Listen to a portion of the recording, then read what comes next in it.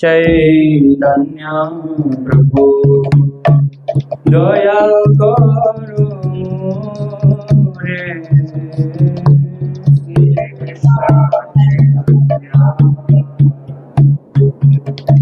दया करो श्री कृष्ण चैतन्य प्रभु दया करो रे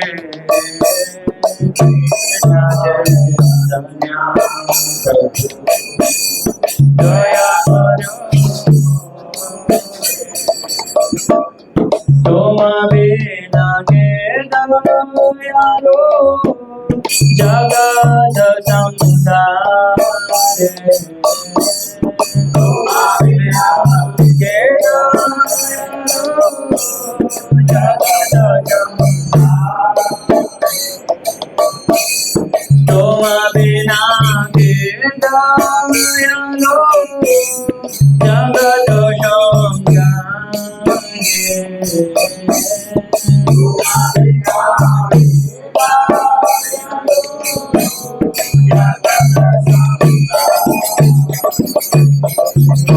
पतित पावन को तव अवतार पतित पावन को तव पतित पावन को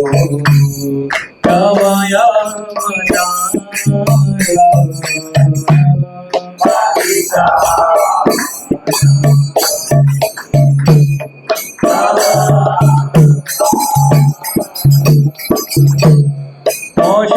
क्षमापतित प्रभो न पाइबे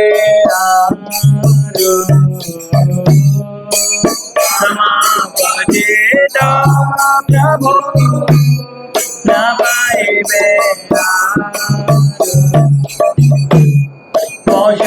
क्षमापतित प्रभो न पाइबे महापदे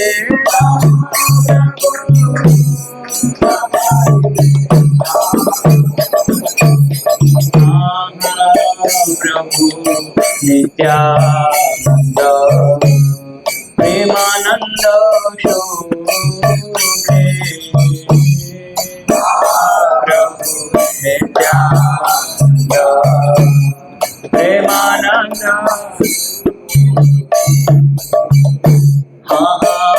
प्रभु नित्यानंद प्रेमानंद शोभे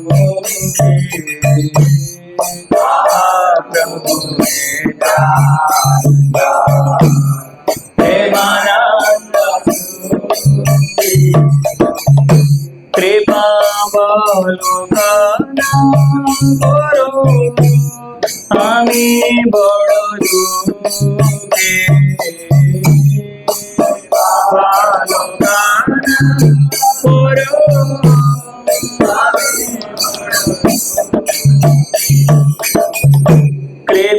কৃপাবলোকন করো আমি বড় দুঃখে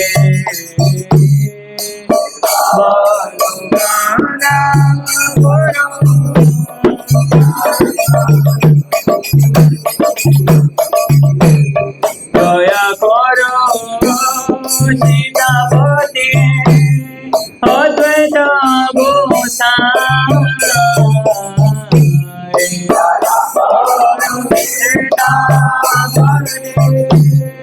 অদ্বৈত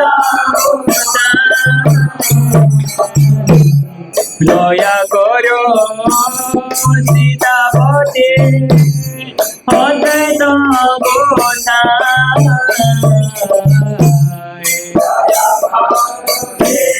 সীতাপতি অদ্বৈত গোসাই তব কৃপা বলে পাই চৈতন্য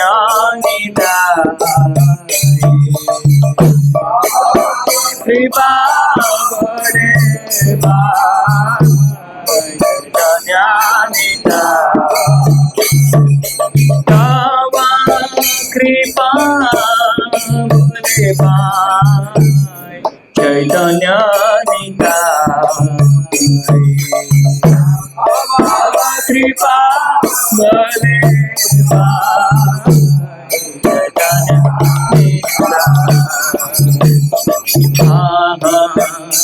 स्वरूप सनातन रूपय भुवनाथ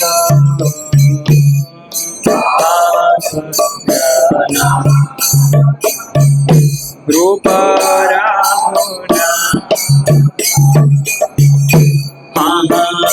स्वरूप सनातन रूपय भुवनाथ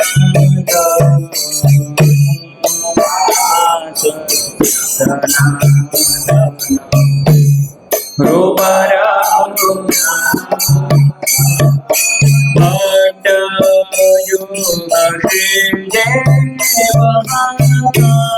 प्रभु लोकनाथ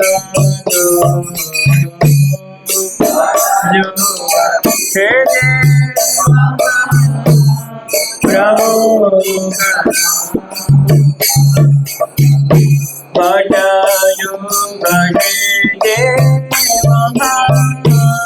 प्रभु लोकनाथ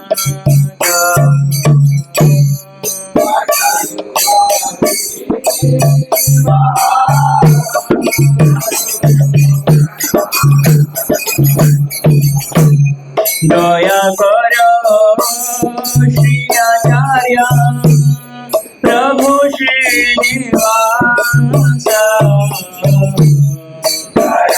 करो श्रीआचार्य प्रभु श्रीनिवास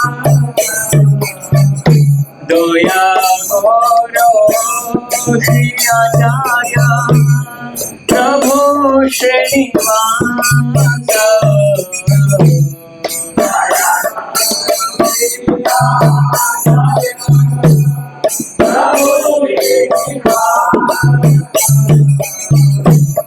रामचंद्र मांगे नरोत्तम मांगे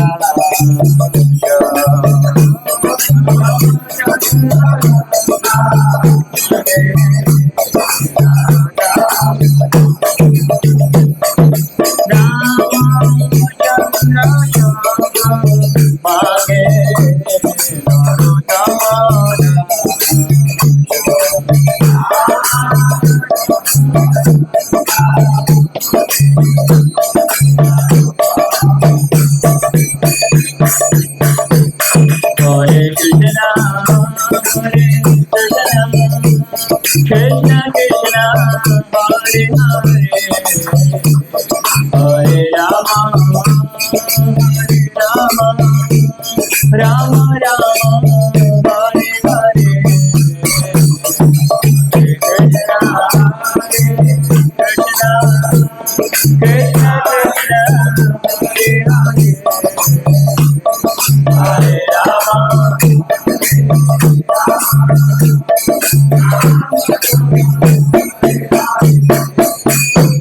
Hare Krishna Krishna Krishna Hare Hare Hare Rama Rama Rama Hare Hare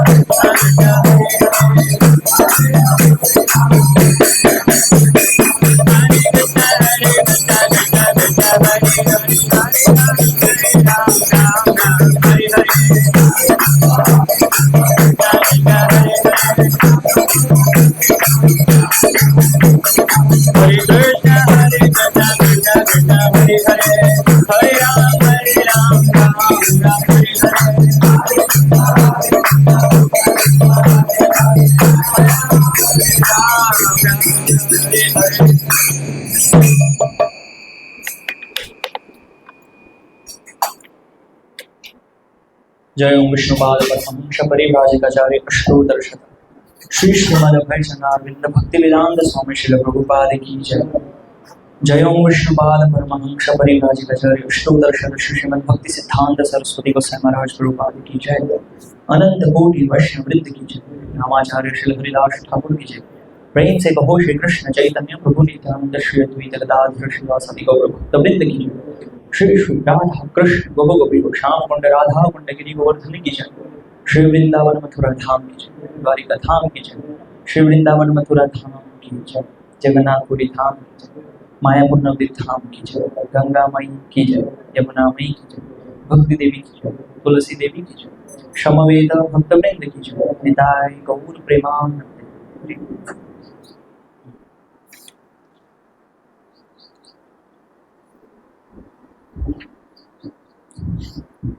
ओम नमो भगवते वासुदेवाय।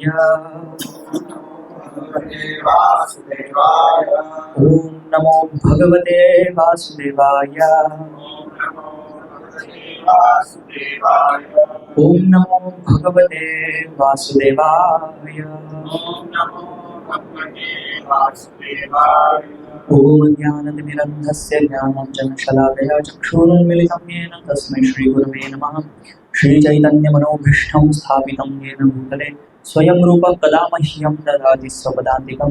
वन्देऽहं श्रीगुरो श्रीयुतपदकमलं श्रीगुरो वैष्णवांश्च श्रीरूपं साग्रजातं सागरनाथान्वितं तं सजीवं साद्वैतं सावधूतं परिरमसहितं कृष्णचैतन्यदेवं श्रीराधा कृष्णपादान् सगणया श्रीशाखान्वितांश्च नमो विष्णुपादाय कृष्णपृष्ठाय भूतले श्रीमते भक्तिविकासस्वामिनिधि नामिने।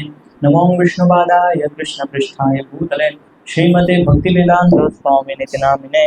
नमस्ते सारस्वती देवे गौरवाणी प्रचारिणे निर्विशेष शून्यवादी पाश्चात्यदेशतारिणे। जय श्री कृष्ण चैतन्य प्रभु नित्यानंद श्री अद्वैत गदाधर श्रीवासादि गौर भक्तवृंद।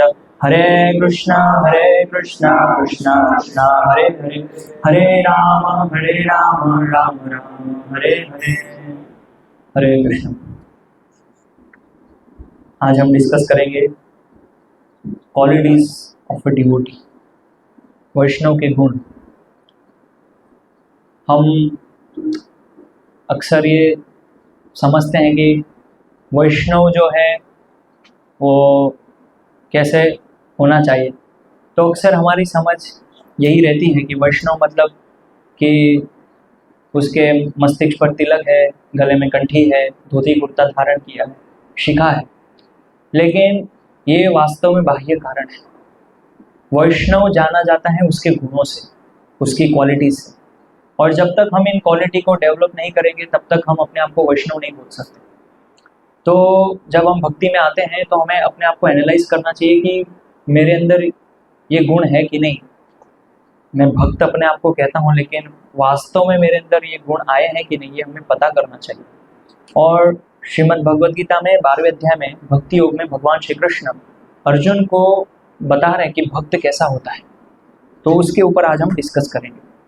तो उसमें भगवान बता रहे हैं श्लोक क्रमांक 13 और 14 में, अद्वेष्टा सर्वभूतानां मैत्रः करुण एव च निर्ममो निरहंकारः समः दुःख सुख क्षमी सन्तुष्टः सततं योगी यतात्मा दृढनिश्चयः मय्यार्पितो मनो बुद्धिर्यो मद्भक्तः स मे प्रियः। अनुवाद, जो किसी से द्वेष नहीं करता लेकिन सभी जीवों का दयालु मित्र है, जो अपने को स्वामी नहीं मानता और मिथ्या अहंकार से मुक्त है, जो सुख दुख में समभाव रहता है, सहिष्णु है और सदैव आत्मसंतुष्ट रहता है, आत्मसंयमी है तथा जो निश्चय के साथ मुझ में मन तथा बुद्धि को स्थिर करके भक्ति में लगा रहता है, ऐसा भक्त मुझे अत्यंत प्रिय है। तात्पर्य, शुद्ध भक्ति पर पुनः आकर भगवान इन दोनों श्लोकों में शुद्ध भक्त के दिव्य गुणों का वर्णन कर रहे हैं। शुद्ध भक्त किसी भी परिस्थिति में विचलित नहीं होता है, नहीं वह किसी के प्रति ईर्ष्यालु होता है। थोड़ा थोड़ा पढ़ के डिस्कस करेंगे। तो भगवान यहाँ पे आने वाले कुछ श्लोकों में एक भक्त के बारे में बता रहे हैं कि भक्त कैसा होना चाहिए। तो सबसे पहले भगवान यहाँ पे बता रहे हैं जो किसी से द्वेष नहीं करता है। और हमारे यहाँ पे आने का एक मुख्य कारण है द्वेष। भगवान गीता में बोलते हैं, इच्छा द्वेष समुत्थेन द्वंद्व मोहेन भारत सर्वभूतानि सम्मोहम सर्गे यान्ति परन्तप। इच्छा और द्वेष, इच्छा द्वेष समुत्थेन। तो हमारे अंदर जो द्वेष है वो कूट कूट के भरा हुआ है जीवों के प्रति, और ये द्वेष कभी कभी भक्ति में प्रकट होता है भक्तों के लिए। जब हम समुदाय में रहते हैं, भक्तों के संग में रहते हैं, हम जिनके साथ रहते हैं, जिनके साथ हम उठते हैं, बैठते हैं, प्रसाद लेते हैं, एक साथ जप करते हैं, एक साथ पढ़ाई करते हैं, तो कभी कभी हमारे अंदर सुपीरियरिटी की भावना आ जाती है और हमारे साथ जो रहते हैं उनके प्रति हम द्वेष करने लगते हैं। और ये द्वेष जो है बहुत ही सटल होता है। हमें लगता है कि नहीं, ये द्वेष कहाँ है, लेकिन वास्तव में द्वेष हमारे अंदर भरा है। कोई भी जीव द्वेष से मुक्त नहीं। अभी हम प्रयास कर रहे हैं द्वेष से बाहर निकलने का। तो भगवान क्या बोल रहे हैं, जो किसी से द्वेष नहीं करता। हम देखते हैं महाभारत में वर्णन आता है कि जब दुर्योधन ऑलमोस्ट मरने वाला था, तो अश्वत्थामा जो है दुर्योधन के पास जाते हैं और बोलते हैं कि आपने जीवन में बड़ी गलती की, मेरी बात नहीं सुनी, यह आपकी सबसे बड़ी गलती थी। अभी भी टाइम है, आप मुझे एक बार अवसर दीजिए, सेनापति बनाइए। दुर्योधन बोलता है, अभी सेना वेना सब मर गई है, युद्ध खत्म हो गया, मैं खुद यहाँ पड़ा हुआ दिख नहीं रहा है। बोलते यही तो प्रॉब्लम है आपकी, आप बात सुनते ही नहीं। अगर अभी तक सुनते तो शायद आपकी स्थिति ऐसी नहीं होती। तो दुर्योधन कहते हैं, ठीक है, आपको एक ट्राई करना चाहिए, मैं आपको एक चांस देता हूँ, ठीक है, सेनापति बनिए। बोले आप खाली एक बार मुझे अवसर दीजिए, अब भी मैं आपके सामने पांचों पांडवों के जो है धड़ अलग करके आपको दिखाऊं। तो ठीक है, ट्राई करो।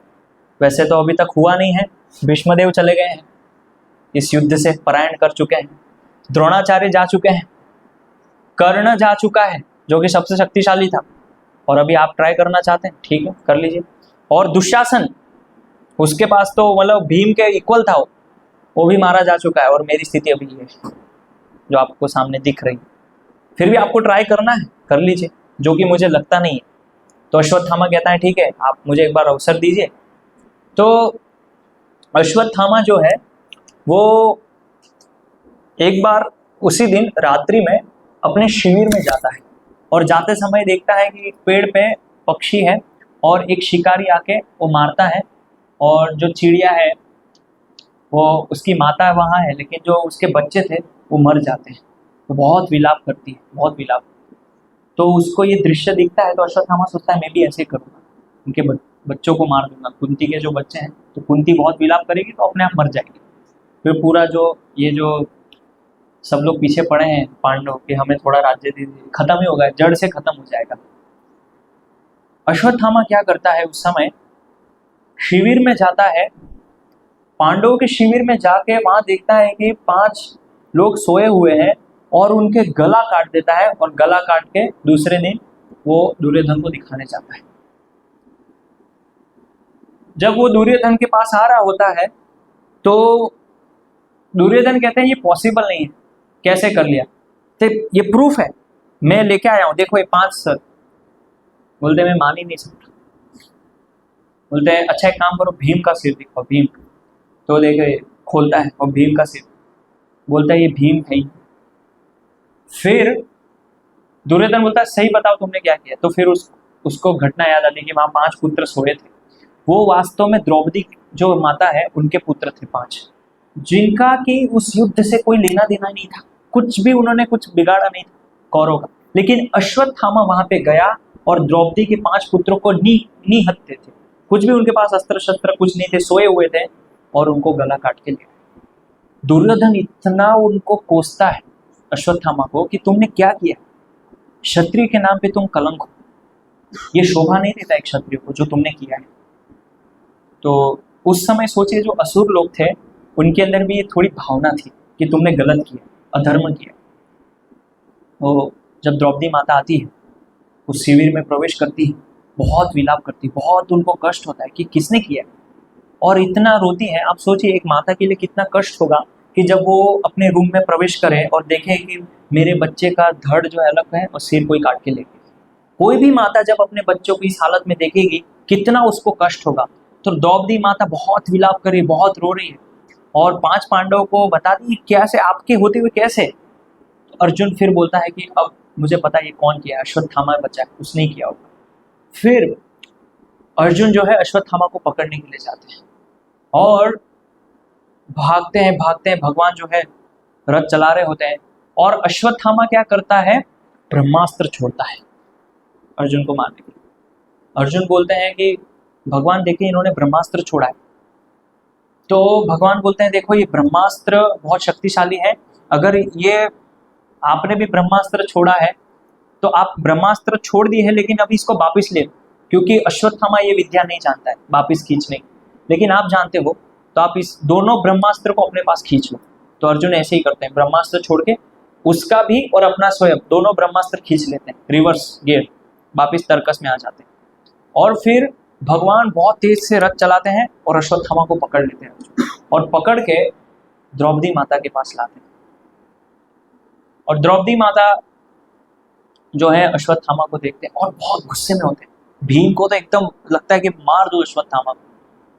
अर्जुन के अंदर भी बहुत क्रोध था कि इसने ये जो जघन्य काम किया है इसके लिए इसको मृत्युदंड मिलना चाहिए। वो मारने जाते हैं, जैसे ही अश्वत्थामा को, द्रौपदी माता उल्टा अर्जुन को डांटती है कि धिक्कार है आपके क्षत्रियों पे, आपने जो आपके गुरु से शिक्षा लिया है सब व्यर्थ है आपकी। ये जो है आपके गुरु के पुत्र हैं और आप इनको कैसे मार सकते हैं। सोचिए द्रौपदी माता जो है वो भगवान की महान भक्त है, शुद्ध भक्त है, उनको पता है कि अश्वत्थामा ने मेरे पुत्रों को मारा है, अपराधी उनके सामने है, उनके पति पकड़ के लाए हैं, लेकिन द्रौपदी माता कितना करुणा है उनके अंदर, छोड़ दीजिए। क्यों? क्योंकि ब्राह्मण अवध्य है और द्रोणाचार्य ब्राह्मण है, तो उन्होंने आपको विद्या दी है, और जो पिता का पुत्र होता है वो उसका अंश होता है, पिता का अंश पुत्र होता है। तो आपको पता नहीं है आपने क्या सीखा आपके गुरु के पास। बहुत डांटती है अर्जुन को। अरे अर्जुन सोचते हैं तो उल्टा हो गया, अश्वत्थामा को डांटना चाहिए पनिशमेंट, ये तो मुझे डांट दी। तो फिर कहते हैं कि एक माता को जो पीड़ा और जो कष्ट हुए वो मैं समझ सकती। देखिए अश्वत्थामा के जो पिता है द्रोणाचार्य वो मरे जा चुके हैं। अभी उनकी जो माता है अश्वत्थामा की, अगर आप इनको मार देंगे तो किसके सहारे रहेंगे। चलो मेरे तो 5 पुत्र मर गए, लेकिन कम से कम मेरे 5 पति जीवित तो है, या जो कुंती माता है उनके 5 पुत्र तो अभी है। तो आप जरा विचार कीजिए कि जब ये अश्वत्थामा मर जाएगा तो इसकी माता कैसे जीवित रहेगी। उनके पति भी नहीं है, पुत्र को भी आप मार देंगे तो कैसे वो जीवित रहेगी। तो द्रौपदी जो है बहुत डांटती है भीम को भी कि आप ये मत कीजिए, मत मारिए इनको। और फिर भगवान को पूछते हैं युधिष्ठिर महाराज कि भगवान आप बताइए, आप सर्वज्ञ, तो क्या करना चाहिए। भगवान कहते हैं कि इनको अपमानित कीजिए, क्योंकि एक क्षत्रिय के लिए अपमान करना मतलब मृत्यु से बढ़कर है। और फिर वो कहते हैं कि इनका अपमान कीजिए और इनका मणि निकाल लीजिए। तो उनका मणि निकाल दिया जाता है और उनके बाल काट दिए जाते हैं, पूरा अपमान कर दिया जाता है उनका, और पूरा एकदम ऐसे तिरस्कृत किया जाता है उनको एकदम घृणा के साथ, लेकिन मारते नहीं। तो ये होता है भक्त। और ये हम देख सकते हैं द्रौपदी माता से कि कितनी उनकी शुद्धता है, कितना प्योर लेवल है भक्ति का, कि उनके पुत्र को मार दिया गया है, अपराधी उनके सामने है, लेकिन फिर भी क्षमा, द्वेष नहीं है कि नहीं अब मैं इसको भी मारूंगी, इसको भी मैं खत्म कर दूंगी। ये होता है, इसलिए यहाँ पे बताया गया है जो भक्त किसी से द्वेष नहीं करते। और दूसरी लाइन में भगवान बता रहे हैं सभी जीवों का दयालु मित्र है। दयालु मित्र, भक्त के अंदर एक सबसे इंपॉर्टेंट क्वालिटी होना चाहिए करुणा। अगर किसी वैष्णव के अंदर करुणा नहीं है वो भक्त हो ही नहीं सकता है। भक्त वैष्णव मतलब उसका हृदय जो है करुणा से भरा होता है। और हम देखते हैं हमारे जितने भी महान महान आचार्य हुए, श्री हरिदास ठाकुर, नित्यानंद प्रभु और अद्वैत आचार्य, भक्ति विनोद ठाकुर, भक्ति सिद्धांत महाराज, श्रीला प्रभुपाद, इनका हृदय करुणा से भरा हुआ है। हर एक जीव का वो उद्धार करना चाहते हैं, हर एक जीव का, किसी को भी छोड़ना नहीं चाहते। और विशेष करके हम देख सकते हैं श्री नित्यानंद प्रभु के जीवन में कि नित्यानंद प्रभु क्यों जानबूझ के जगाए मगाए के पास प्रचार करने जा रहे हैं। ऐसा क्या पड़ा है कि उनको वहीं जाना है प्रचार करना। और भी इतने पूरा बंगाल पड़ा हुआ है, पूरी नदियां नगरी है, वहां प्रचार, क्यों जानबूझ के वो वहीं जा रहे हैं। ये होता है करुणा। और नित्यानंद प्रभु कौन है? साक्षात बलराम स्वरूप है। तो भगवान भक्त के रूप में आए हैं और हमें सिखा रहे हैं कि कैसे भक्त जो है वो सभी जीवों का दयालु मित्र होता है। और ये नित्यानंद प्रभु अपने आचरण से सिखा रहे हैं। और नित्यानंद प्रभु को जगाई मगाई वार करते हैं, उनको लोटा मारते हैं, उनके सर से खून बह रहा है, और चैतन्य महाप्रभु आते हैं उनको मारने के लिए, सुदर्शन चक्र निकालते हैं। लेकिन नित्यानंद प्रभु बोलते हैं मत मारिए, आपका अवतार इसलिए नहीं हुआ है, आप इनको क्षमा कीजिए। तो सोचिए कि कितने उनके अंदर करुणा की भावना है कि उनके ऊपर कष्ट आ गया, संकट आ गया, लेकिन फिर भी चैतन्य महाप्रभु को बोल रहे हैं कि आप इनको मत मारिए, इनको क्षमा कीजिए। तो आप जो है इस कलयुग में पापी को मारने नहीं आए, उसकी पाप वृत्ति को खत्म करने के लिए आए हैं। तो चैतन्य महाप्रभु क्षमा करते हैं, फिर उनका उद्धार होता है। नित्यानंद प्रभु ऐसे उनका उद्धार कर देते हैं। तो ऐसे भक्त के अंदर जब हम किसी भक्त को, विशेष करके वैष्णव को, कुछ कष्ट में देखते हैं, समस्या में देखते हैं, तो हमारे अंदर उनकी सहायता करने की भावना, सहानुभूति, संवेदनशीलता वो भक्त के प्रति होनी चाहिए। हम समझें उनके कष्ट को, उनके दुख को। ये होता है वास्तव में एक वैष्णव, करुणा। श्रील प्रभुपाद जी कितनी करुणा है हिप्पियों के प्रति। सब जो पूरे जब वो विदेश में गए तो कितनी करुणा है, कितना प्रभुपाद जी स्ट्रगल कर रहे हैं, कितना कष्ट झेल रहे हैं। क्यों? क्योंकि वो प्रचार करने आए हैं। और वो प्रचार की जो उनकी स्पिरिट है, जो स्पीचिंग स्पिरिट है, ये दिखाता है कि उनके अंदर वो करुणा है। तो ये जो हमारे अंदर प्रीचिंग की भावना है, प्रीचिंग स्पिरिट, प्रचार की भावना, ये करुणा दिखाता है। इसलिए समावधर we should try to preach anyone, जो भी कहीं भी मिले प्रचार करो। इसलिए चैतन्य महाप्रभु बोलते हैं आमार आज्ञा गुरु भैया तारे देश, जारे देखो तारे कहो कृष्ण उपदेश। जहां कहीं भी, wherever you get opportunity, preach। क्योंकि डिवोटी प्रीच इसलिए करता है क्योंकि उसके अंदर करुणा है। तो करुणा जिसके अंदर है वही प्रीच कर सकता है, जिसके अंदर करुणा नहीं है वो प्रचार नहीं कर सकता। अगर वो करेगा भी तो कुछ समय कर पाएगा, लंबे समय नहीं कर पाएगा। और जितने भी महान महान आचार्य हैं, भक्ति सिद्धांत महाराज, प्रभुपाद, इनके अंदर वो करुणा भरे हुई, उनका हृदय करुणा से भरा हुआ है। तो ये यहाँ पे बता दीजिए, जीवों का दयालु मित्र है, हिज फ्रेंड, करुणा। फिर बताए हैं जो अपने को स्वामी नहीं मानता और मिथ्या अहंकार से मुक्त है। फिर ये नेक्स्ट क्वालिटी भगवान बता रहे हैं। तो हमारे अंदर कहीं ना कहीं ये भावना होती है स्वामी की। हम अपने आप को कहीं ना कहीं लीडर समझते हैं, कहीं ना कहीं हम अपने आप को एक पोस्ट पे रखते हैं कि मैं यहाँ का ये हूँ, मैं यहाँ का ये हूँ। But ultimately we should think always and all the time that I am servant of devotees। ये वैकुंठ चेतना है और ये स्पिरिट हर भक्त के अंदर होनी चाहिए। जब ये स्पिरिट आ जाएगी हमारे अंदर कि मेरे से सभी वैष्णव उन्नत है, ये सब मेरे से ज़्यादा एक्सोल्टेड डिवोटीज हैं, बहुत ही उन्नत है, और मैं उन सबका सर्वेंट हूँ, मैं उनका सेवक हूँ। वैकुंठ चेतना इसी को कहते हैं।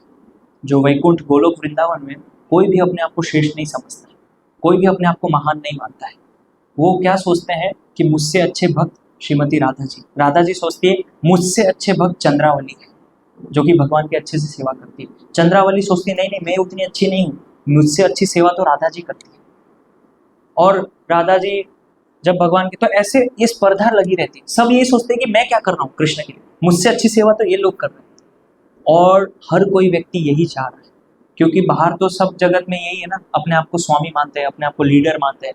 लेकिन ये कृष्णा कॉन्शियसनेस मूवमेंट ऐसा है जहाँ पे लोग अपने आप को स्वामी नहीं मान के अपने आप को दास मानते हैं। और यही वैकुंठ चेतना है, यही भगवत धाम की चेतना है। हम कहते हैं भगवत धाम जाना है, भगवत धाम जाना है।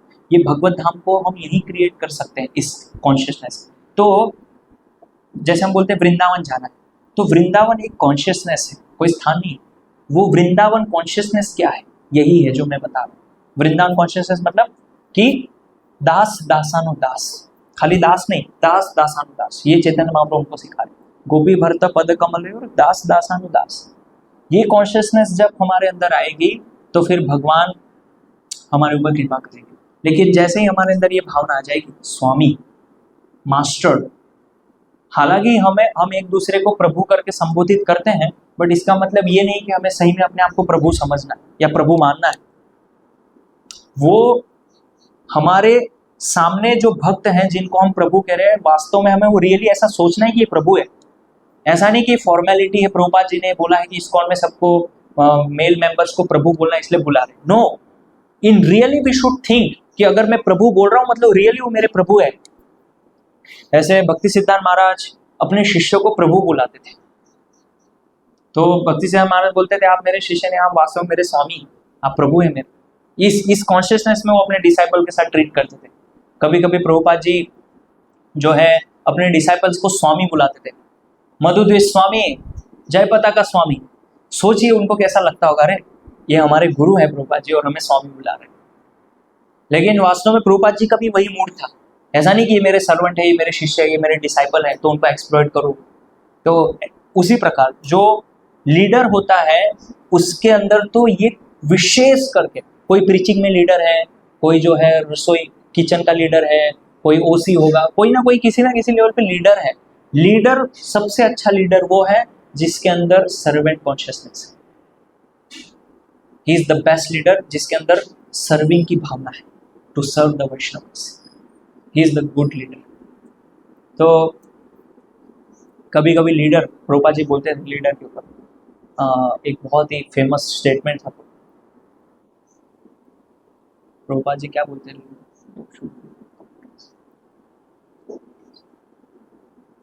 प्रभुपाद जी बोलते थे लीडर के बारे में, be a bee not a fly. Prabhupada ji सब, be a bee not a fly, मक्खी।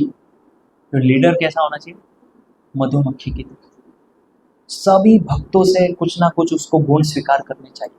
हर एक डिवोटी के अंदर कुछ ना कुछ क्वालिटीज है, बस हमें वो देखने नहीं आती।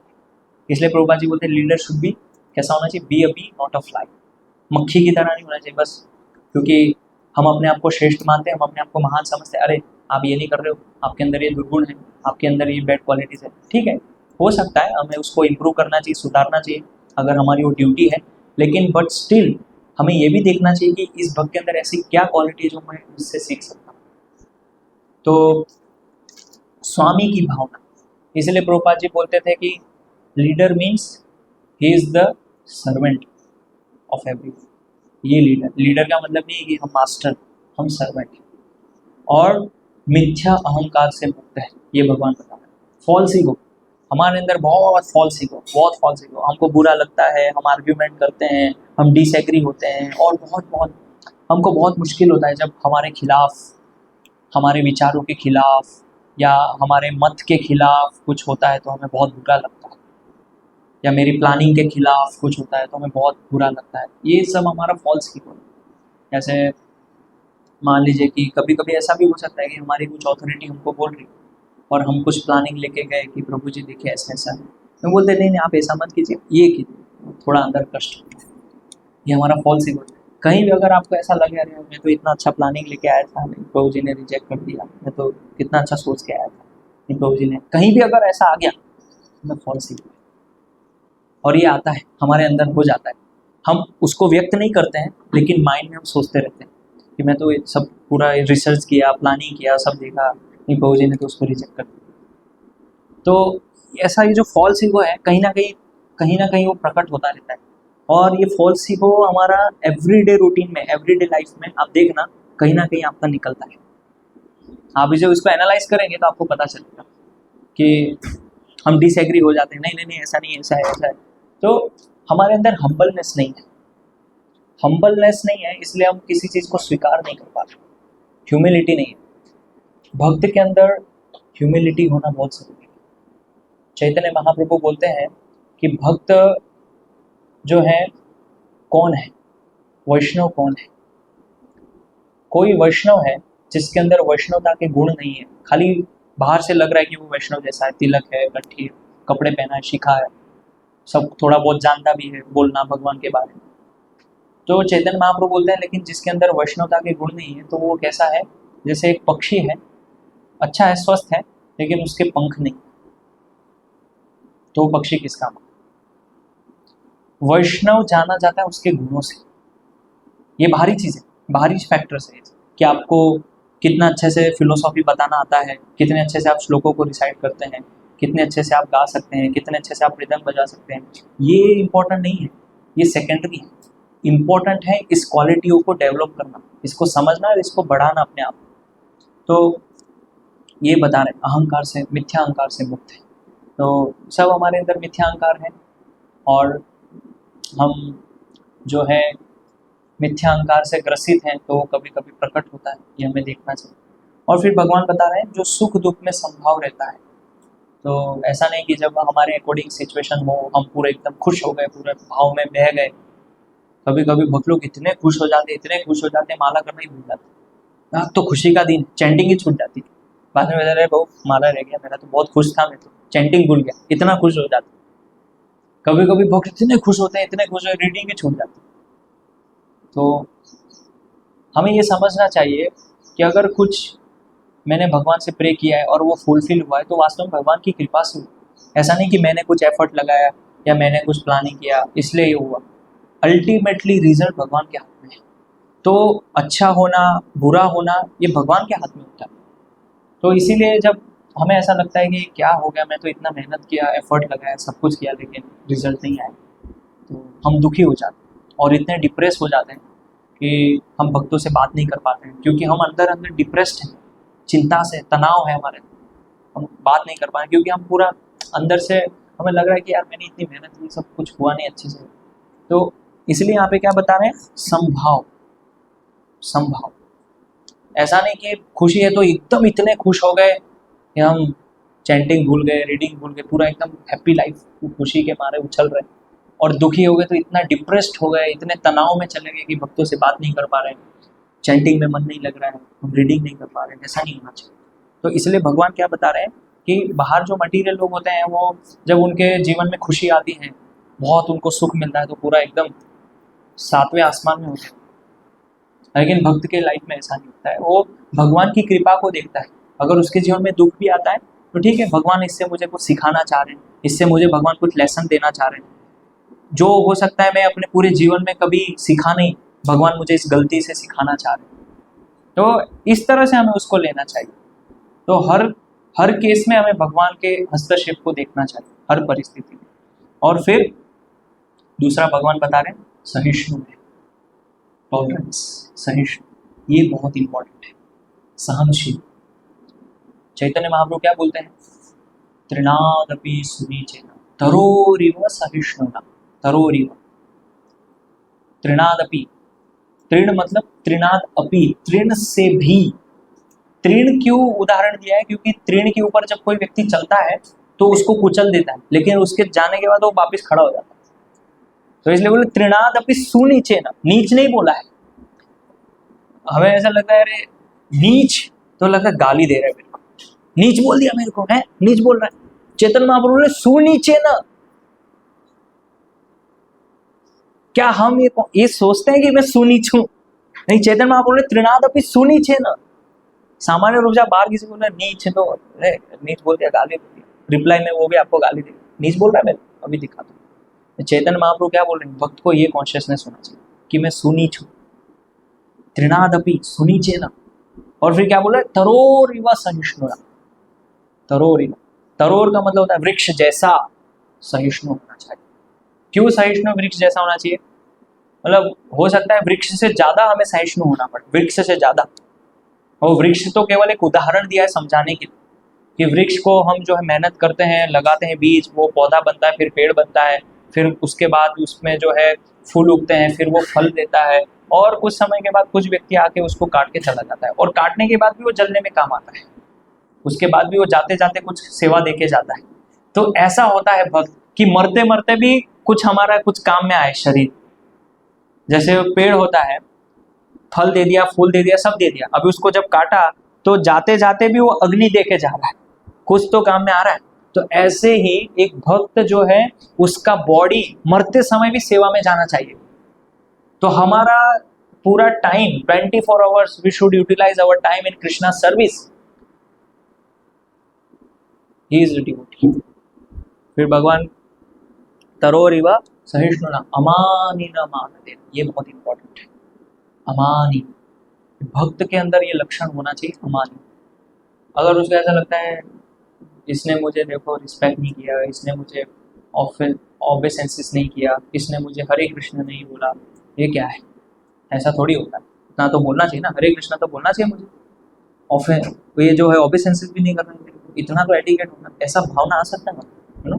ये सब मैं प्रैक्टिकल चीज़ बता रहा हूँ जो होती है हमारे साथ। तो बट ये पहला गुण है भक्त का, अमानी। और इम्पोर्टेंट, मान देना। कोई भी कैसा भी हो, मान देना। श्रील प्रभुपाद जी जब कोई गेस्ट आते थे तो श्रील प्रभुपाद जी सबका रिस्पेक्ट करते थे, उनको कुर्सी देते थे, बोला कुर्सी दो इनको बैठने की। फिर प्रभुपाद जी बोलते थे इनको पानी लेके आओ, जल लेके आओ, तो जल पिलाते थे। फिर प्रभुपाद जी बहुत ध्यान रखते थे गेस्ट का, बोलते थे इनको प्रसाद खिलाओ, वे प्रसाद देते थे। तो ऐसे प्रभुपाद जी, कोई भी नया भी व्यक्ति आता था उसको ऐसा लगता है प्रभुपाद जी इतना रिस्पेक्ट क्यों कर रहा है स्वामी, ये स्वामी मेरा इतना रिस्पेक्ट क्यों कर रहा है, ये तो खुद सन्यासी स्वामी है। ऐसा कई बार लोग एम्बरेस्ड हो जाते हैं, लेकिन एक्चुअली ये वैष्णव का गुण है, मान देना। और ये क्वालिटीज कोई जब हमारे अंदर आती है, कोई इस क्वालिटीज को देखता है तो आकर्षित हो जाता है इस गुणों से। आकर्षित वो इसलिए नहीं होता है कि आपका तिलक कितना सुंदर है, आपकी कंठी कितनी अच्छी है, अच्छा आपने धोती कुर्ता पूरा प्रेस करके एकदम अच्छा पहना, ये ठीक है, ये बाह्य चीज़ है, लेकिन इम्पोर्टेंट उसके गुणों से आकर्षित होता है। गुणों से जब कोई निस्वार्थ है, किसी के अंदर कोई भावना नहीं, वो रिस्पेक्ट कर रहा है ना। कोई भी मान लीजिए कोई नया व्यक्ति आया, हम उसको बुलाएं, उसका वेलकम करें, प्लीजिंग है ना, प्लीजिंग एटमोसफेयर उसको लगना चाहिए आप, तब फिर उसको भी लगे हाँ ये भक्त लोग कितने निस्वार्थ, सेल्फलेसनेस इनके अंदर। तो ये यहाँ पे बताया जा रहा है कि सहिष्णु, और ऐसा व्यक्ति जिस व्यक्ति के अंदर ये भावना, ये गुण आ गए हैं, त्रिनादपि सुनीचे न तरोरिव सहिष्णुना, अमानी की भावना उसके अंदर है, और मान देने की इच्छा, हर एक जीव को मान देना, कीर्तन में सदा, वो व्यक्ति निरंतर कीर्तन कर सकता है। फिर बता रहे हैं सदैव आत्मतुष्ट रहता है। आत्मतुष्ट कैसे रहते हैं हम? तो आत्मतुष्ट रहने के लिए हमें क्या करना चाहिए? तो भगवान भगवद गीता में बोलते हैं मच्चित्ता मदगतः प्राण बोधयन्तः परस्परम कथयन्तश्च माम नित्यम तुष्यन्ति च रमन्ति च। भगवान कहते हैं कि मेरे भक्त जब आपस में मिलते हैं और जब वो मेरी कथाओं की चर्चा करते हैं, डिस्कस करते हैं भगवान के पास टाइम के ऊपर, तो उसमें उनको आनंद मिलता है। तुष्यन्ति, वो तुष्ट होते हैं। आत्मा की सेटिस्फैक्शन किस में है? आत्मा की संतुष्टि इसी में, भगवान के डिस्कशंस, भगवान की क्वालिटीज, भगवान के नाम रूप गुण लीला। एक्चुअली हम अपने आप को कृष्णा कॉन्शियस कहते हैं, लेकिन हम कितना कृष्ण के बारे में जानते हैं? How much we know about Krishna, but still we say we are Krishna conscious. अगर मैं आपसे पूछूं कृष्ण कितने प्रकार की बांसुरी बजाते हैं, कृष्ण के बाल का कलर कैसा है, कृष्ण कैसा बेल्ट पहनते हैं, कृष्ण के बाल कैसे दिखते हैं, कृष्ण के हाथ से कितने प्रकार के, मोस्टली आप में से कोई उत्तर दे पाएगा। But everything is there in Prabhupada books. ऐसा नहीं कि मैं कोई आचार्य की बुक से बोल रहा हूँ। यू रीड भक्ति रसामृत सिंधु, प्रभुपाद जी बता रहे हैं कृष्ण के बाल का कलर क्या है, कृष्ण बेल्ट कैसा पहनते हैं, बट हम अपने आप को कृष्णा कॉन्शियस बोलते हैं। यू सी, तो कृष्णा कॉन्शियस मतलब भक्त को आत्मा की संतुष्टि कैसे मिलती है, जब वो कृष्ण के बारे में भक्त लोग डिस्कस करते हैं। तो ऐसे डिस्कशंस होने चाहिए कि भक्ति रसायन सिंधु देखो भगवान के हास्य के बारे में बताया, भगवान के हास्य कितने प्रकार के हैं, भगवान कैसे पास टाइम्स करते हैं, उनके बाल कैसे दिखते हैं, भगवान के नेत्र कैसे हैं, ये सब प्रभुपाद जी भक्ति रसायन सिंधु में बता रहे हैं, बहुत डिटेल में वर्णन करते हैं। भगवान की मुरली है, बांसुरी है, भगवान की वेणु है, और तीनों को भगवान अलग अलग समय पे बजाते हैं। तो ये सब पूरा डिटेल में भगवान के बारे में बताया गया प्रभुपाद जी की बुक्स में। ऐसा नहीं कि हमारे प्रभुपाद जी के बुक्स में राधा भाव तो बताया नहीं है, केवल जो है दास से दास दास माधुर्य की कोई चर्चा नहीं। You read Chaitanya Charitamrita chapter 4, आंतरिक कारण चैतन्य महाप्रभु के पूरा गुह्य लीला है उसमें राधा रानी के। फिर भी लोग क्या है प्रभुपाद को छोड़ के इधर उधर जाते हैं। राधा भाव, everything given by Srila Prabhupada, सब कुछ दिया है। तो इसीलिए आत्मतुष्ट रहने का एक सबसे अच्छा तरीका है भगवान के डिस्कशंस। जितना भगवान की क्वालिटीज के बारे में पढ़ेंगे, जितना सुनेंगे, श्रवण करेंगे, उतना आप जो है आत्मसंतुष्ट रह पाएंगे। फिर तो इसके अलावा आप कुछ भी कर लीजिए, आप हमेशा आपको ऐसा लग कुछ भक्ति में लग रहा है मैं कुछ आगे नहीं जा रहा, कुछ कमी है मेरे भक्ति जीवन में, मैं चैंटिंग भी कर रहा हूँ, सब कुछ कर रहा हूँ, लेकिन फिर क्योंकि डिस्कशंस नहीं है, इसलिए भगवान बोलते हैं मच्चित्ता मद्गतः प्राण बोधयंत परस्परम, परस्परम बता रहे हैं भगवान आपस में, कथयंतश्च कथा करते हैं, और उससे क्या होता है तुष्यंती संतुष्ट होते हैं, रमंती च और उसमें वो लोग रमण करते हैं, मतलब उसमें आनंद लेते हैं। तो ये आत्मसंतुष्ट रहने का। और यहाँ पे बता रहे हैं आत्मसंयमी, क्या बता रहे हैं आत्मसंयमी। ब्राह्मण की क्वालिटीज क्या है, कौन बताएंगे भगवद गीता से? Anyone nose? Shloka chapter 18 Murari Chaitra Shaligram, ना ना ना, श्लोक फ्रॉम भगवद गीता, ब्राह्मण के स्वभाव गुण, श्लोक बताइए पूरा। हाँ नहीं, श्लोक बता रहे हैं आप, बोल रहे सही बोल रहे।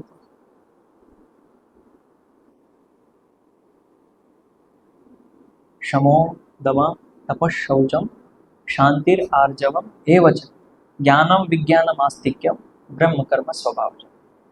चैप्टर 18 खोल, आपको एक बहुत इंपॉर्टेंट चीज बताऊंगा। ये श्लोक चैप्टर 18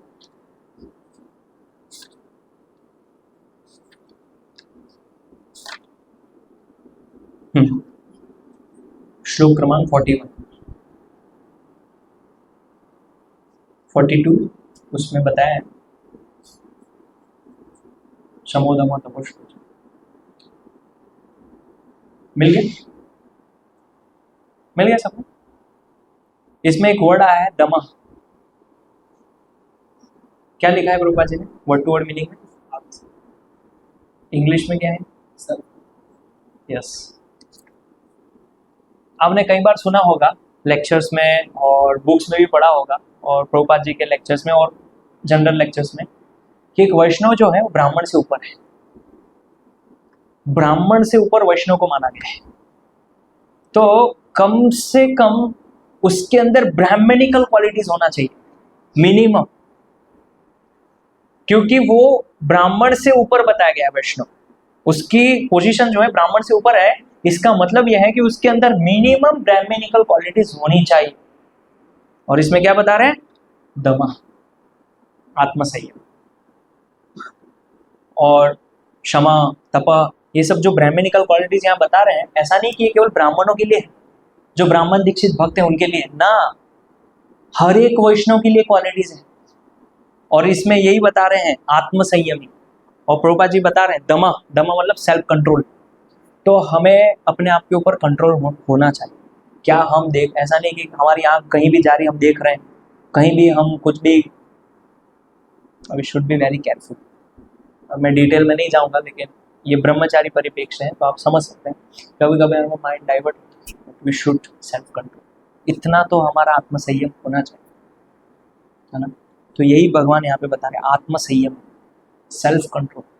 कभी कभी हमें क्रोध आता है, आ सकता है, कंट्रोल करो। क्योंकि प्रभुपाद जी बताते हैं, एक लेक्चर में कन्वर्सेशन में सुना था कि जब हमारे अंदर क्रोध का विकार आता है कभी कभी भक्तों को क्रोध आता है, बट ट्राई करना चाहिए इसको अवॉइड करना, क्योंकि ये आत्मसंयम खो देते हैं उससे जब क्रोध आता है। तो प्रभुपाद जी बताते हैं कि जैसे समुद्र होता है, उसमें बहुत सारे लहर आती है, तो जब उसमें बहुत सारी लहर आती है तो बहुत सारा गंदा कचरा वो अपने साथ लाके किनार पे छोड़ देता है। ऐसे ही जब हमारे अंदर क्रोध उत्पन्न होता है, क्रोध विकार आता है, तो बहुत सारी चीज़ चलने लगती है माइंड, बहुत कुछ हम गलत गलत गलत सोचने लगते हैं पूरा कनेक्शन में। इसलिए आत्मसंयम मतलब अवॉइड करना है सब चीज़, क्रोध, क्योंकि क्रोध आए मतलब आपको विकार आ गया। और हम देखते हैं कि कितने सेल्फ कंट्रोल, श्रील प्रभुपाद जी कितना सेल्फ कंट्रोल, अलग अलग आचार्य, रूप गोस्वामी, सनातन गोस्वामी, है ना। जैसे हम सुनते हैं, निद्रा आहार विहार कादि विजितो, निद्रा आहार विहार विजितो, निद्रा आहार सब में सेल्फ कंट्रोल, आहार में, निद्रा में, घूमने फिरने में, सब में सेल्फ कंट्रोल। वंदे रूप सनातनो रघुयुगौ श्री जीव गोपाल को, 6 के 6 गोस्वामी ऐसे थे। ऐसा नहीं कि खाली रूप सनातन या जीव गोपाल, 6 के 6 गोस्वामी के बारे में ये भजन लिखा गया, 6 गोस्वामी अष्टकम। इसलिए बताया वंदे रूप सनातनो रघुयुगौ। एक्चुअली हिंदी में तो क्या एक वचन बहुवचन होता है, करेक्ट, लेकिन संस्कृत में द्विवचन भी होता है। इसीलिए रूप सनातनो, ये 2 लोग हो गए, रघुयुगौ जीव गोपाल को, हो गए ना 6। तो इसीलिए ये 6 गोस्वामी के लिए बताया गया कि वो आत्मसंयमी थे, सेल्फ कंट्रोल था उनके अंदर। ऐसा नहीं कि हम अपना कंट्रोल खो दे, प्रसाद देख लिया तो चलो आज तो फीस्ट बनाए, चलो खा ले, कंट्रोल खो गए। तो एक उदाहरण दिया, ऐसे आपको देखना चाहिए कि कहाँ हम अपना सेल्फ कंट्रोल खो रहे हैं, है ना। तो कुछ अच्छी चीज़ दिख गई तो आकर्षित हो गए, चलो इसको लेके चलते हैं। Should be self control. कितना नेसेसरी है भगवान की सेवा के लिए, उतना एक्सेप्ट करना है। हम भगवान की सेवा के नाम पे बहुत सारा चीज़ इकट्ठा करते हैं, लेकिन वो वास्तव में सटल रूप में हमारा एंजॉयमेंट होता है, ये ध्यान रखना चाहिए। इसीलिए बहुत केयरफुली, बहुत ही सावधानी के पूर्वक हमें ये देखना चाहिए कि इसकी सही में क्या नीड है भगवान की सेवा की, कितना इसका नीड है, तभी हमें उसको एक्सेप्ट करना चाहिए, अन्यथा नहीं करना चाहिए। नहीं तो हमें बांध देगा, वो जो है हमें फंसा देगा वो सब चीज़। तो और जब भगवान देखते हैं कि ये बहुत निष्ठा से, निस्वार्थ भाव से मेरे प्रचार में लगा है, सेवा कर रहा है, ऑटोमेटिकली भगवान भेजते हैं, ऑटोमेटिकली, आपको कुछ करने की जरूरत, कुछ करने की। मैं बावई में जाता हूँ प्रचार करने एवरी फ्राइडे, तो पिछले कुछ 2-3 सालों से हम लोग वहाँ पे जन्माष्टमी सब मनाते हैं गांव वालों के लिए, रामनवमी, जन्माष्टमी, गौर पूर्णिमा। ये भगवान की विशेष कृपा है कि वहाँ पे मैं कभी भी फंड कलेक्शन नहीं करता हूँ, लेकिन सारा प्रोग्राम का इवेंट अपने आप हो जाता है। कोई जो है पूरा प्रसाद स्पॉन्सर करता है, वो मेरी तरफ से पूरे इवेंट का प्रसाद। कोई बोलता है ये टेंट मेरी तरफ से, ठीक, भगवान की सेवा। एक बार तो एक व्यक्ति आए और बोले ये गौर पूर्णिमा पूरा फेस्टिवल इवेंट मैं मेरी तरफ से स्पॉन्सर करता हूँ, पूरा फेस्टिवल, प्रसाद, टेंट, साउंड, ये जो भी चीज़ है उसमें जो भी खर्चा आएगा मेरी तरफ से। तो कहने का मतलब कि भगवान जब हमारी इस भावना को देखते हैं कि हमारे अंदर निस्वार्थ की भावना है और हम निष्ठा से, प्रामाणिकता से उनकी सेवा कर रहे हैं, प्रचार में लगे हैं, तो भगवान भेजते हैं, हमें विश्वास होना चाहिए। तो इसलिए हम आत्मसंयमी हैं और हम उतना ही ले रहे हैं जितना हमको ज़रूरी है भगवान की सेवा के लिए।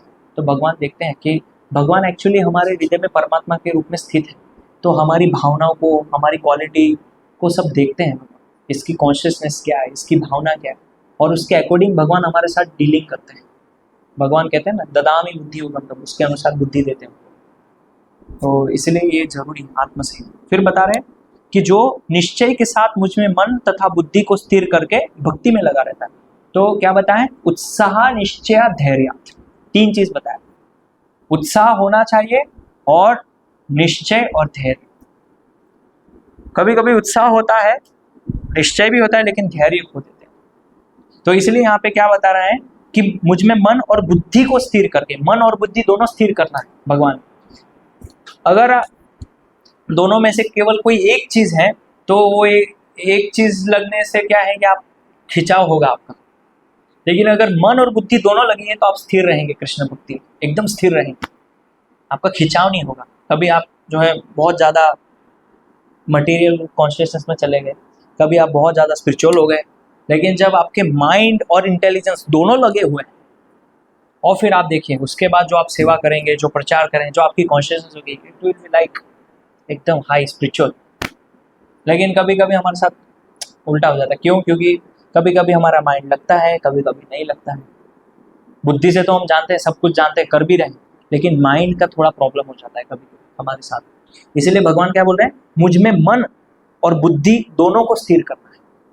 इसीलिए हमारा ये जो भगवत गीता है, इसमें जो 5वां अध्याय है, इसमें क्या बोला है, कर्म कृष्ण भावना भावित कर्म, कर्मयोग, और तीसरे अध्याय में भी कर्मयोग, लेकिन 5वें अध्याय में क्या बता रहे हैं, कृष्ण भावना भावित कर्म, है ना। तो जब आप भगवान को प्रणाम कर रहे हैं, दंडवत प्रणाम कर रहे हैं, जब आप चैंटिंग कर रहे हैं, तो वो जो हम कर रहे हैं वो इम्पोर्टेंट नहीं है। इम्पोर्टेंट है कि जब आप प्रणाम कर रहे हैं तब आपका माइंड कहाँ है, जब आप चैंटिंग कर रहे हैं तब आपका माइंड कहाँ है, वो इम्पोर्टेंट है ना। जब तो हम कितना भी कर सकते हैं, मान लीजिए आपको बिठा दिया जाएगा, आप तो 100 माला भी कर सकते हैं, कोई बड़ी बात नहीं। बट इम्पोर्टेंट है इसकी वो 100 माला में क्या मेरा माइंड वहां था उस समय? क्या जब मैं भगवान को दंडवत प्रणाम किया तो मेरा माइंड सही में वहां था? इसलिए भगवान बता रहे मन और बुद्धि दोनों को स्थिर कर। और फिर जो इस तरह से भक्ति में लगा रहता है, भगवान बोलता है ऐसा भक्त मुझे बहुत प्रिय है। तो ये खाली मैंने ट्रांसलेशन से बताया है, इसके ऊपर बहुत बड़े सीरीज हो सकते हैं और मैं इसके ऊपर काम भी कर रहा हूँ। ये जो 3-4 जो श्लोक हैं इसके ऊपर सीरीज बना रहा हूँ।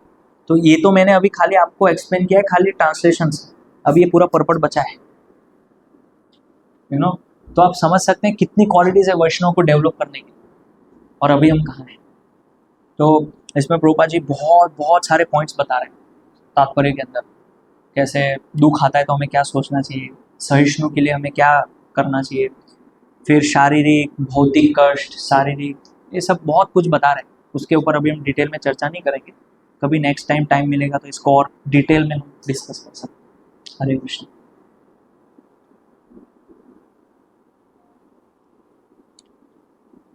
कुछ पूछना है? आई थिंक सब क्वेश्चन के आंसर मिल ही गए। यस,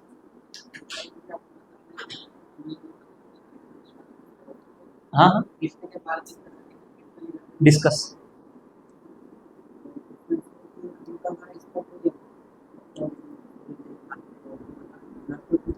हाँ नहीं, देखिए हम भगवद गीता पढ़ते हैं और प्रभुपाद जी की और भी स्मॉल बुक्स पढ़ते हैं, तो उसमें जो बेसिक फंडामेंटल नॉलेज है वो हमें मिल जाता है, शरीर नहीं आत्मा। और भक्ति रसामृत सिंधु में जब आप 19 चैप्टर पढ़ लेते हैं तो उसमें पूरा फिलोसॉफी भक्ति का, साइंटिफिक, राग भक्ति, वैदिक भक्ति, ऑफेंसिस, धाम अपराध, वैष्णव अपराध, और उसके बाद 19 चैप्टर के बाद फिर वो कृष्ण लीला स्टार्ट होती है। उसमें फिर प्रभुपाद जी एकदम डिटेल में बता रहे हैं कि कृष्ण की क्वालिटीज क्या है, कृष्ण कैसे हंसते हैं। तो जब ये भगवद गीता पढ़ लेते हैं, प्रभुपाद जी की स्मॉल बुक्स पढ़ लेते हैं, और फिर उसके बाद उपदेशामृत हम पढ़ लेते हैं, चैतन्य महाप्रभु का शिक्षामृत, टीचिंग्स ऑफ लॉर्ड चैतन्य, ये सब पढ़ लेते हैं, और उसके बाद जब भक्ति रसाम सिंधु पढ़ते हैं तो फिर वो पढ़ते पढ़ते हमको ऑलमोस्ट बेसिक जो फिलोसॉफी कृष्ण को से वो क्लियर हो जाती। तो अभी थोड़ा बहुत कृष्ण के बारे में भी हमें पता होना चाहिए। अगर हम कृष्णा कॉन्शियस है कहते हैं तो फिर हमें पता तो होना चाहिए ना कृष्ण के बारे में। तो इसीलिए, और मैंने ये चीज़ इसलिए भी बताई क्योंकि बहुत सारे डिवोटीज ऐसा बोलते हैं कि इस्कॉन में दास्य भाव में ज़्यादा बताते हैं, शरीर आत्मा शरीर, इसलिए मैंने बताया ऐसा नहीं है। प्रभुपाद जी की बुक्स में है, हमारे पास रस आचार्य है रूपक गोस्वामी, हमारे पास तत्व आचार्य है जीवा गोस्वामी, हमारे पास रस और तत्व दोनों के आचार्य विश्वनाथ चक्रवर्ती ठाकुर, हमारे गौड़ीय वैष्णव परंपरा में सब कुछ है। फिर भी हमको क्या है, वो राधा भाव अच्छा लगता है, जाते हम अलग अलग बाबा जी इस्कॉन में बताते हैं, इस्कॉन में है, आप पढ़िए तो सही।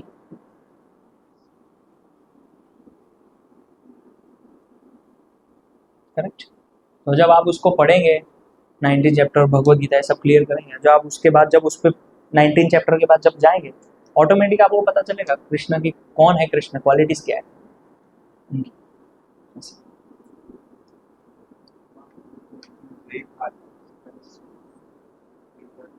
भावना भी आती है बस, मतलब जब हम साथ में रहते हैं, भक्त समुदाय में, भक्त कम्युनिटी में रहते हैं, साथ में उठते हैं, बैठते हैं, चैंटिंग करते हैं, तो हमें गलतियां दिखाई देती है ना।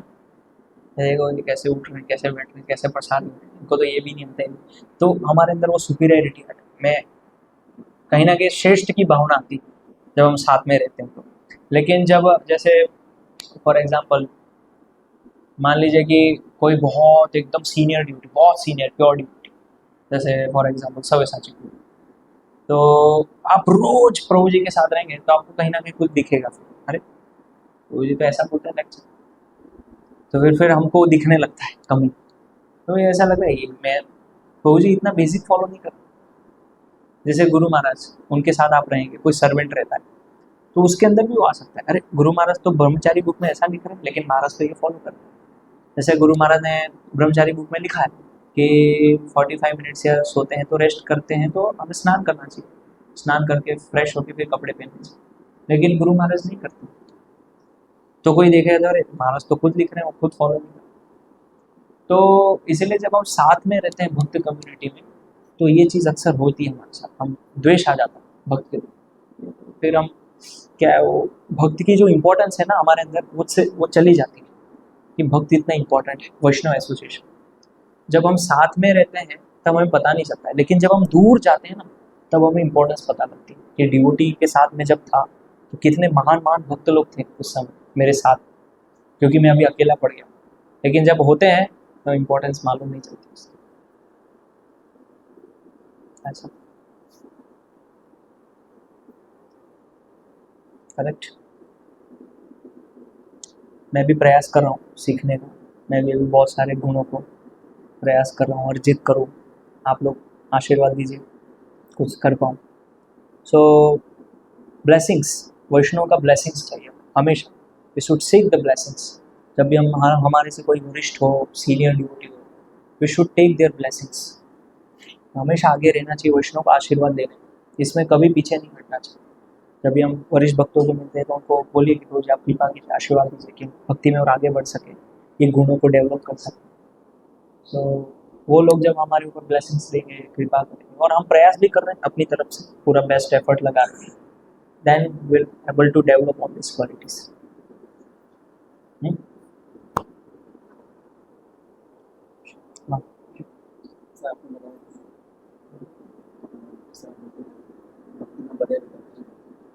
अपने आप को समान ओबेसेंसेस करे मेरे प्रणाम करें, मतलब ये भावना तो नहीं होनी चाहिए। पर जैसे पर्टिकुलर जैसे तो हमको ये भी देखना है कि स्टूडेंट्स के अंदर क्वालिटीज आए। हाँ यस। आरती में खड़े खड़े जैसे छोटे इसीलिए मैंने बताया ना कि लेक्चर में कि वो हो सकता है कि उनके अंदर वो कुछ चीज़ें कमी हो, तो हमको वो इम्प्रूव कराने के लिए, उनको सिखाने के लिए कभी कभी बताना पड़ सकता है। लेकिन उसके पीछे हमारी ये भावना नहीं कि मान दे, कि वो मुझे मान दे। इंटरनली हमारे अंदर क्वालिटीज है अमानी। मतलब अगर मान लीजिए कि हो सकता है अनजाने में गलती से उसने कभी नहीं किया तो हमें बुरा नहीं लगना चाहिए, बल्कि हमें उनको हम्बली बताना चाहिए कि देखिए जब कोई भक्त ऐसे आते हैं तो आपको ऐसे करना चाहिए, डील करना चाहिए हम्बली। तो उसको भी लगे अरे देखो ये तो खुद रिस्पेक्ट चाह रहे इसलिए बोल रहे, उनको महसूस नहीं होना चाहिए बिल्कुल। अगर वो महसूस हो रहा है मतलब वो कोई भी भाग जाएगा कि ये तो इनको खुद को चाहिए इसलिए बोल रहे। From our side we should be very clear कि नहीं देखो मुझे आप करो नहीं करो कोई फर्क नहीं पड़ता है, बट मैं आपके अच्छे के लिए, ताकि आप अच्छे भक्त बन सके, इसलिए मैं आपको टोक रहा हूँ, आपको बता रहा हूँ, ये हमें बताना चाहिए इस तरह से। जैसे गुरु महाराज भी होते हैं तो गुरु महाराज भी बोलते हैं डिसाइपल्स को प्रणाम नहीं किया आपने, क्यों प्रणाम नहीं किया। जैसे कभी कभी सव्यसाची को बोलते हैं आश्रम में कुछ भक्त भूल जाते हैं तो बोलते हैं आप आए नहीं, मिलने प्रणाम नहीं। तो ऐसा नहीं है कि उनको वो चाहिए, बट वो सिखा रहे हैं कि हम इतने समय के बाद आए हैं आश्रम में, आप मिलने नहीं आए ऐसे। तो वो तो बताना पड़ेगा, लेकिन वो तो इतने प्रभु जी शुद्ध भक्त हैं, मतलब प्रयास करने भक्ति में आगे बढ़ने, वो क्यों चाहेंगे कि कोई मुझे रिस्पेक्ट करे, बट वो हमको सिखाने के पर्पस। ठीक है। हरे कृष्णा कृष्णा कृष्णा हरे हरे, हरे राम राम राम हरे हरे। श्रीमद् भगवद गीता यथारूप की जय, श्रील प्रभुपाद की जय, निताय गौर प्रेमानंदे।